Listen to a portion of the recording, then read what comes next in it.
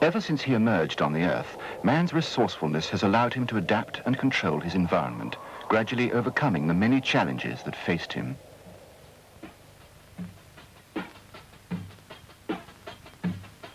The history of his inventions reflects this versatility, and as each succeeded the other, he changed his world at an ever-increasing pace. But while even the simplest of his inventions had dramatic effects on his society, none of them individually appeared to threaten his intellectual uniqueness or superiority. But the effects of one invention, the microprocessor, could potentially at least change all that over a very short span of time. Less predictable and possibly more far-reaching are likely to be the effects on human beings as individuals and on human psychology. Man has always considered himself to be unique, if not in the entire universe, at least on Earth, and has based this belief on the unquestioned superiority of his brain and his intellectual powers. The mighty micro, slowly at first, but with increasing strength, will begin to challenge this uniqueness and this superiority. The challenge will come at a number of levels, some rather obvious, others more subtle, and for that reason possibly more disturbing.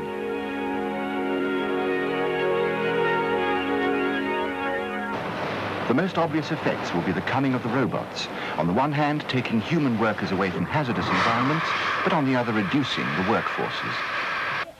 Traditional reading and writing will gradually be replaced by electronic language.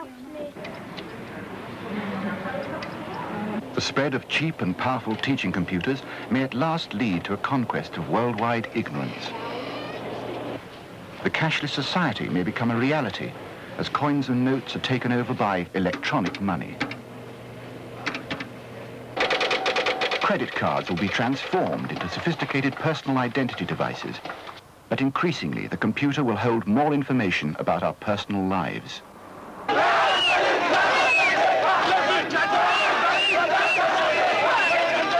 The power of the electorate will make itself felt directly and instantly from the home. With orbiting communication satellites, person-to-person radio and television links could spread throughout the globe. And this rapid expansion in the flow of international communications could well begin to affect the political climate in traditionally enclosed societies. Wars may well be fought, not on battlefields, but on computers, and ultimately the power of the microprocessor could well make global warfare extinct.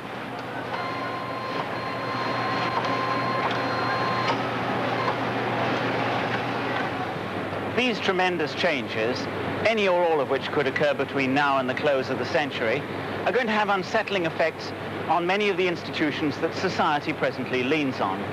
But great, even catastrophic upheavals have occurred in the past, and society has somehow managed to adapt.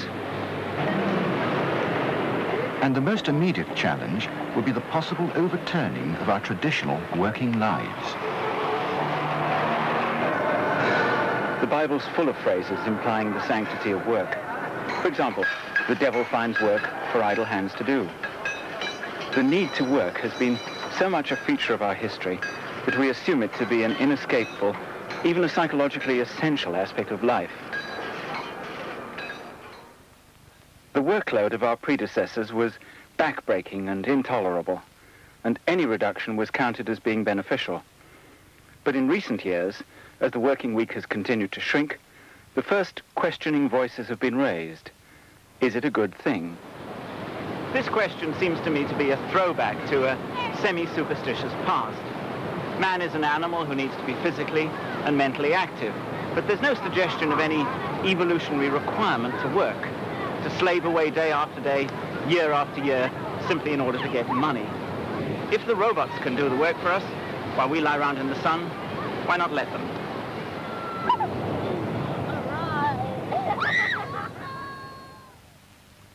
Some of the golden eras of cultural and artistic achievement bloomed when a leisured class was supported in luxury by a population of slaves. And the main thrust of artistic, philosophical and scientific endeavour has always come from individuals with the time and the money to pursue these interests.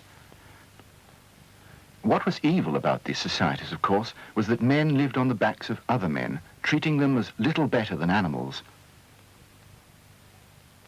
And it's no surprise that all slave-based societies have ultimately collapsed into ruin.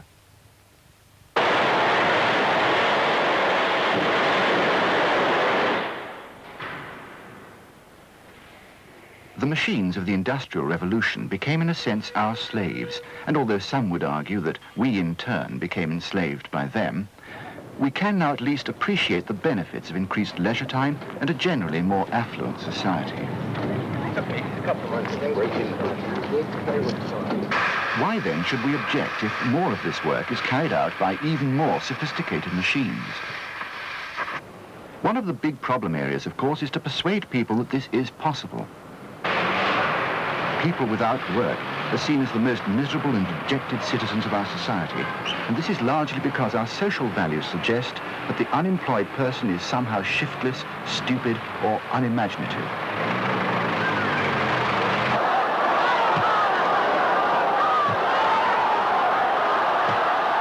The indignity of unemployment leads to bitter aggression or apathy against the society that has produced it. And for our younger generation, caught in the transition from one industrial revolution to the next, this violence could become even more telling.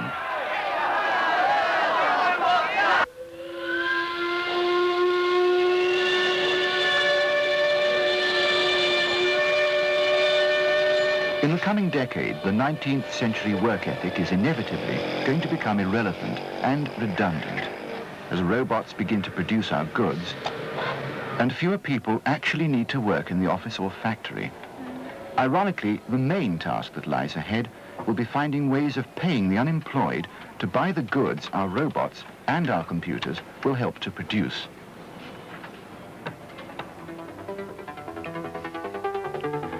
But in the long-term future, the microprocessor and the ensuing computer revolution hold the promise of shorter working weeks, more leisure time, and an increasingly affluent society. All this, coupled with cheaper international travel, will allow us to explore our world more fully, seeing that life is rich with the possibilities of enjoyment, from the most basically physical to the cultural, artistic, and creative. But the computer age will really come into its own with education.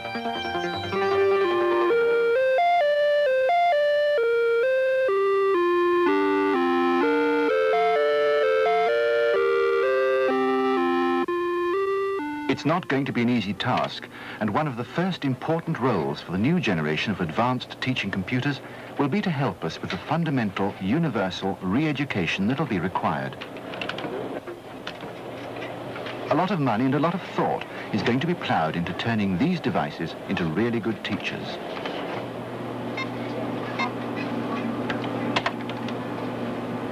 In fact, in the 1980s, computers are going to become the most interesting gadgets on Earth.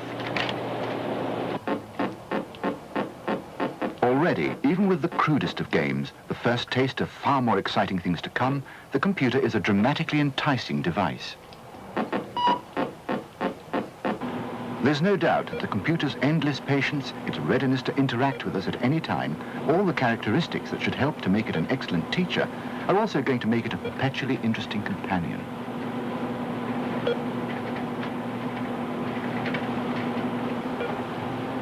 There are reports of students at universities who form emotional attachments with their computers, deliberately cutting themselves off from normal human and social interactions. The children at this American school involved with the Plato project use the computer for about 30 minutes a day, and in no way has it taken over from the teachers. But nevertheless, these computer programs are sophisticated, intelligent, and flexible enough to meet the demands of individual progress. We asked the children what they felt about Plato. It's kind of fun. Some of the things on there is it's better to do than it would be on pencil and paper. Like if you go to school and you're really down in the dumpies, when you go to Plato and you get all these fun games and everything you do is something like right, it makes you real happy. Well, it's like there's someone there teaching you how to do all this math, and they're teaching you how to to do these problems, but really it's just a computer. Well, it's kind of like Plato was talking to you. It's, no, that's wrong, or, yep, would you do another one for good old Plato, or something like that? I like Plato because when I grow up, I want to be something to do with electronics or something. And that's why I like it, is because I like electric things. And so that's why I like Plato the way it teaches me, because it's interesting. Well, she loves Plato, to tell the truth. When she goes on Plato, she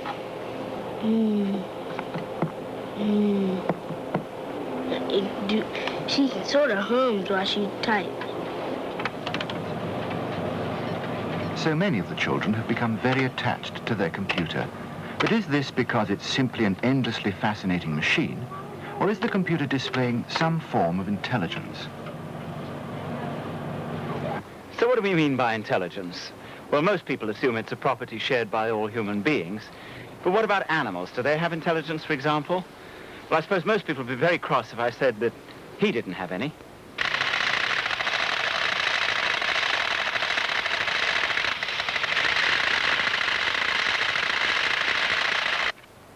But would you say that this was intelligent?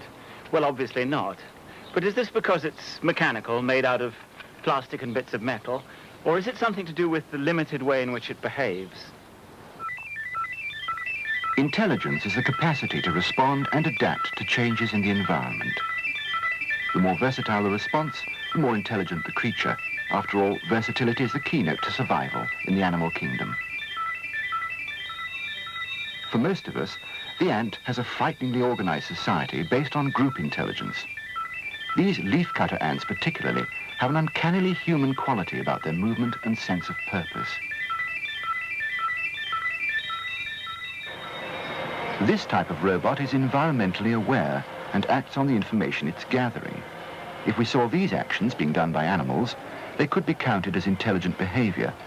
So it's reasonable to talk about intelligent machines, and as time goes on, they're going to get steadily more intelligent.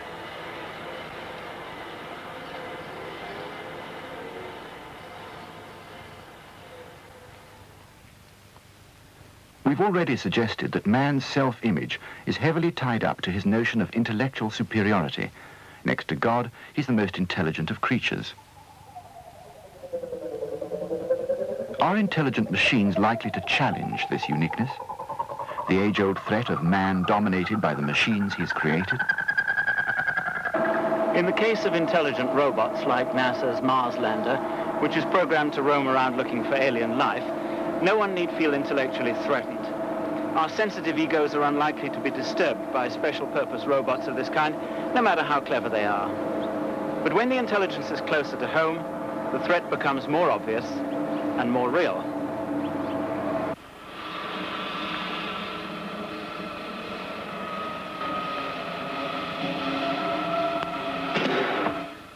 Once upon a time, people used to say that a computer could never play chess. Now, computers can beat 99.6% of the world's chess players. And by the mid-1980s, many people predict that a computer will be world champion. Here, international chess master, an outstanding tournament player, David Levy, is having a tough time, a really tough time, playing a computer. Levy admits that it's like playing a very intelligent human, and the experience is really quite eerie.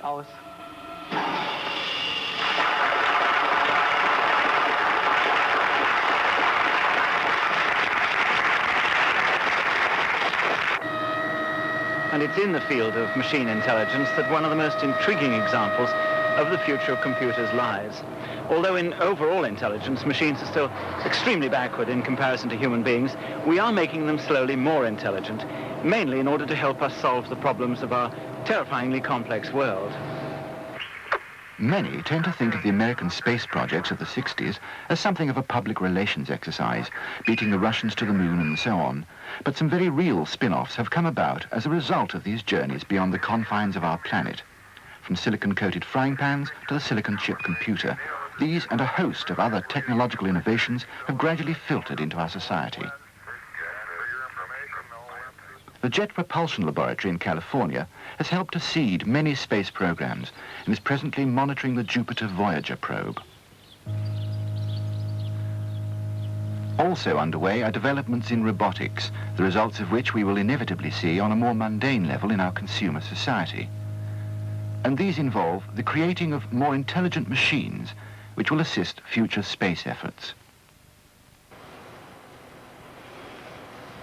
This electromechanical arm, partly under human and partly under computer control, is used to study the tremendous coordination problems involved in what is to us the relatively simple task of finding, grasping and picking up an object.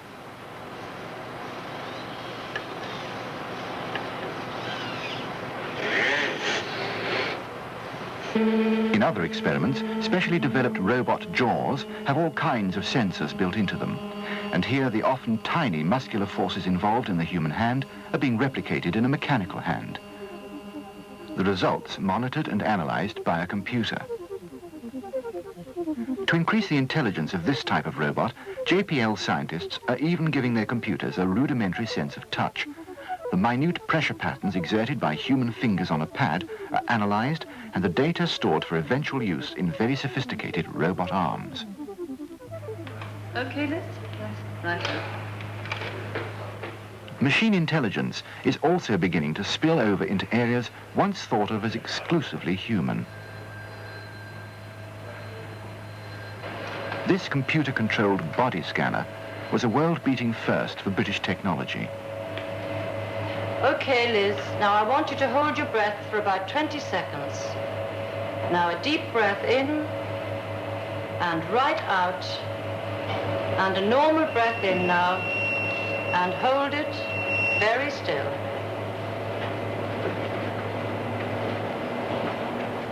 Here, the power of the computer provides a vital early warning system by scanning slices of the body step by step. It can detect the presence of cancer and other illnesses in their formative stages. Let's see the next slide.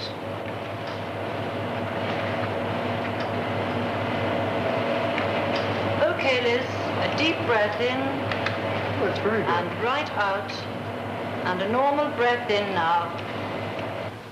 Perhaps there's little in the way of actual intelligence there as such, but the Mickey system at the Charing Cross Hospital, developed by the National Physical Laboratory, acts as a versatile and intelligent assistant for today's increasingly hard-pressed doctors.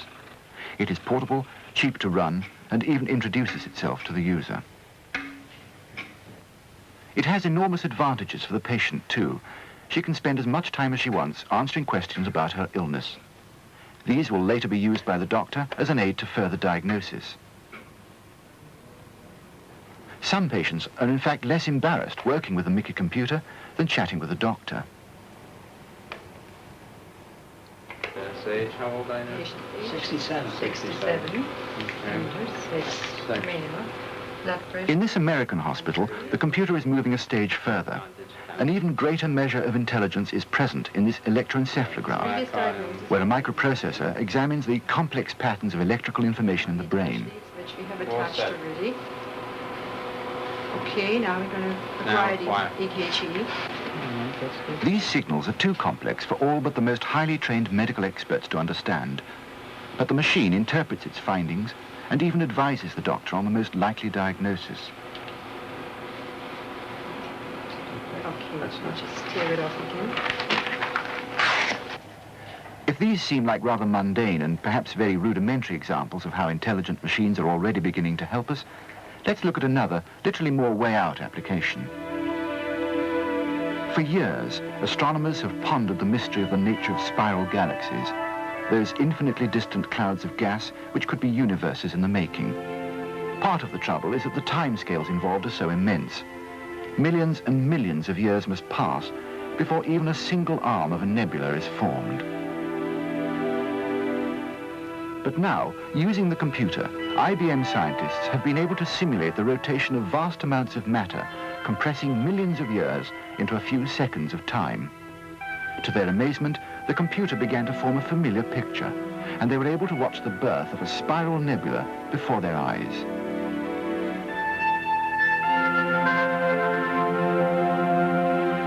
Here, the intelligence of the computer, though again adapted to a special purpose, is directly tackling a fundamental problem in science, and its achievements are being studied with excitement by astronomers and cosmologists all over the world.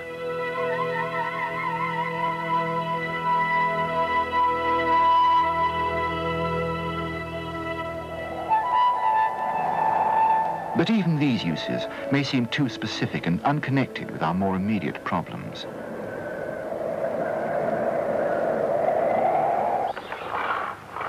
The world's population is growing at a horrific rate. Some say it will have doubled by the year 2000. The trouble is that while we all know this in numerical terms, we find it difficult to grasp, either intellectually or emotionally. And because of this, we tend to ignore it.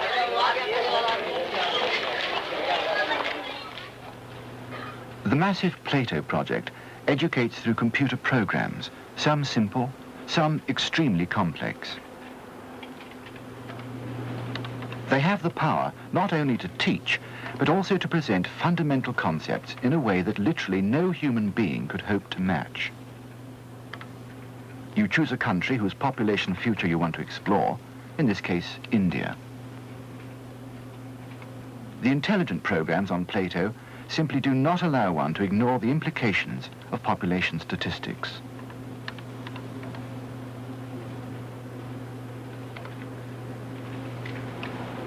The computer tells you that a childbearing woman up to the age of 45 has an average of 4.9 children, and that their life expectancy is nearly 49 years.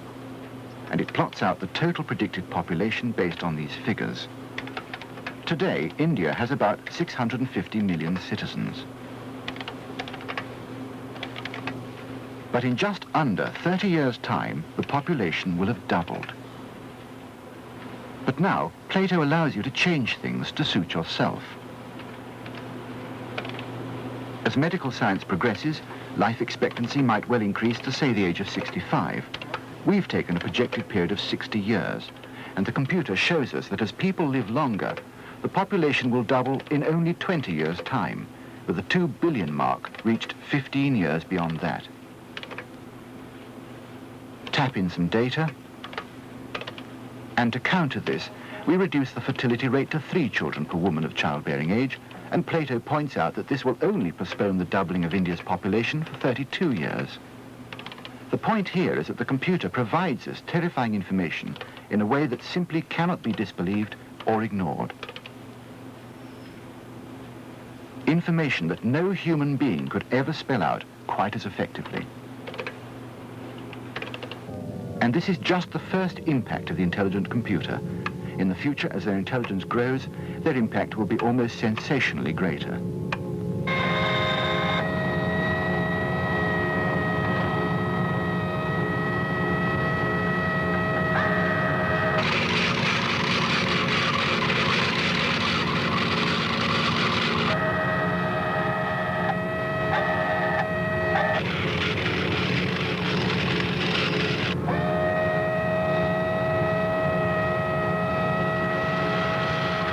Some scientists believe that we could be creating a machine species which might someday supersede man as the dominant being on the planet. And if progress in computers continues at its present breakneck pace, this might happen sooner than we think.